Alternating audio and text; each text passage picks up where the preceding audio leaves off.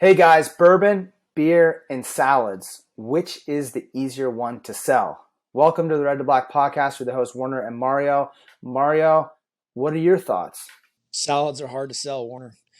They're perishable. People don't really want to eat them. They're super healthy for you. I say eat a bowl of health every day.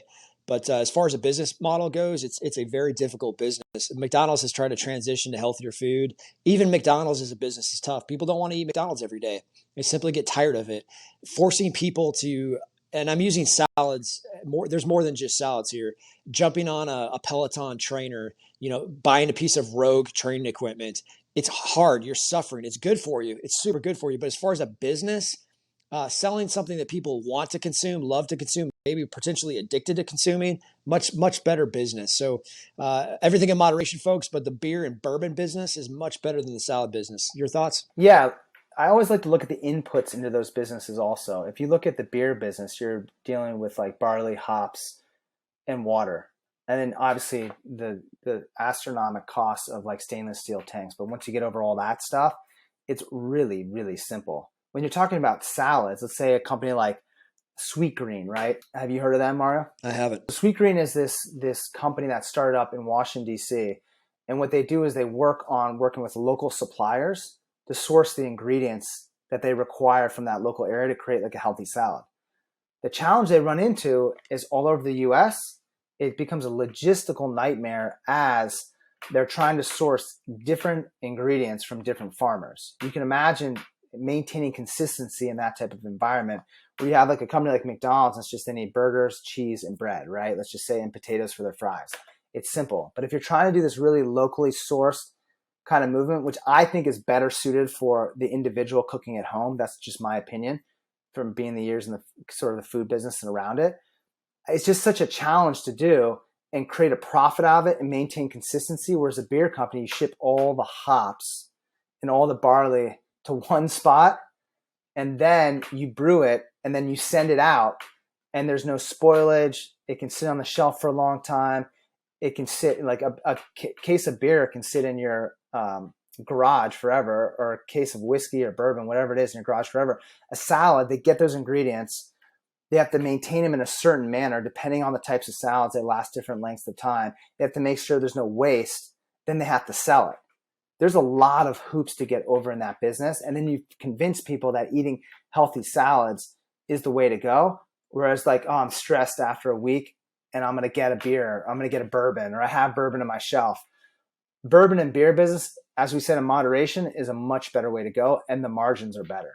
What are your thoughts? You nailed it. Yeah, you nailed it, Warner.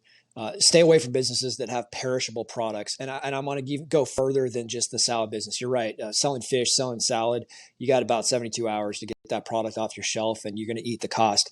I'm even going to take that further. Perishable products are clothing that's fashionable 2 weeks ago or this week, but it's not going to be fashionable next month because we're into a new season.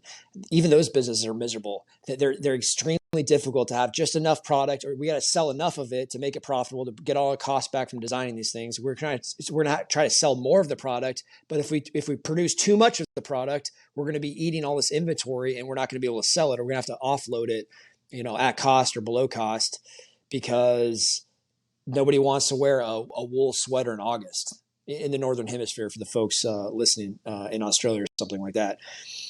So yeah, stick away from businesses that a good bourbon, it lasts indefinitely. Or, if they don't sell the bottle of bourbon today, I want to sell the bottle of bourbon today. I want to sell the case of beer today. But if it doesn't, there's no problem with selling it tomorrow. We're not going to lose it. Not such a case in some of these highly perishable products. Yeah, and another thing about the bourbon and the beer business, if you think about it, let's compare Sweet Greens to say like Anheuser-Busch. Like Anheuser-Busch, I've driven by some of their factories. There's one over in the Valley in California, and I think there's some on the way out to when I drive out to Wyoming. It's like a few factories.